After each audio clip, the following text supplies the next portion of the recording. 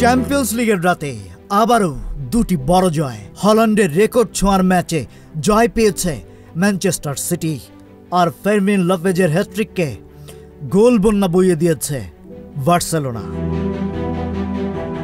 লা সেরামিকায় ভিয়ারিয়ালকে 2-0 গোলে হারিয়েছে ম্যানচেস্টার সিটি। দলের হয়ে একটি গোল করেন আর্লিং হল্যান্ড এবং অন্যটি Bernardo Silva.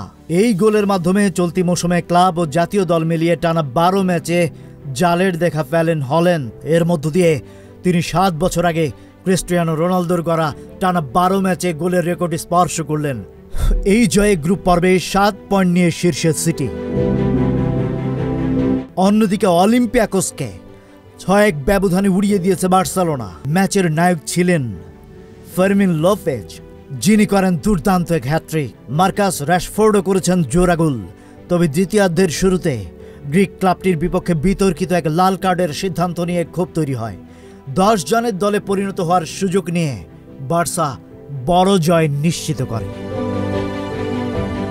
Rajib Raihan, news flash 71।